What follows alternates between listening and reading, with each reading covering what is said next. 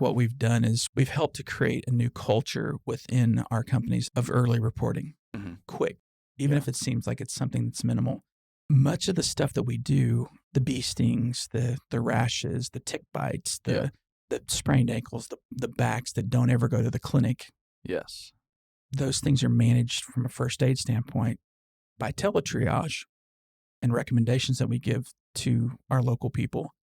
And it keeps them from ever going to a clinic. Yeah, I don't blame people for not getting stuff taken care of because it's a pain in the ass to schedule appointments, and then you can't get time off work a lot of times, or it's going to cost you money, and you can't afford to miss work today. Your employer's not paying you to go to typically. It's just a pain in the ass. So you're like, well, I'm just going to tough it out instead of deal with it. I totally get the logic. I've been there for sure. Yeah, I think there's also this stigma that if they do get it taken care of, then they're going to be in trouble in some way with their supervisor. And sometimes the supervisor doesn't act appropriately to the people that get injured. They just tell them that we're not going to report this. Yeah. We're not going to put this up the chain.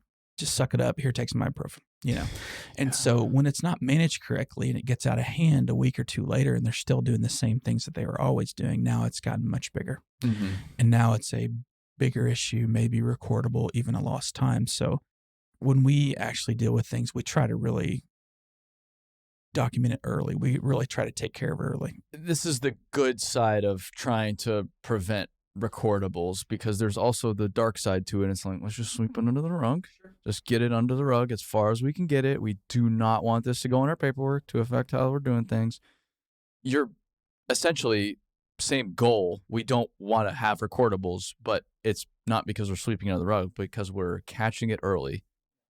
Or in theory, before it happens, and then early, and then we're trying to take care of it before it comes any worse. Most definitely. If we can get our thoughts on it, our mind on these situations initially, right when they happen, then we can bring the recommendations that are necessary from a first aid standpoint to really kind of help get it through. So 98% of all the calls that we get, we're able to keep at a first aid level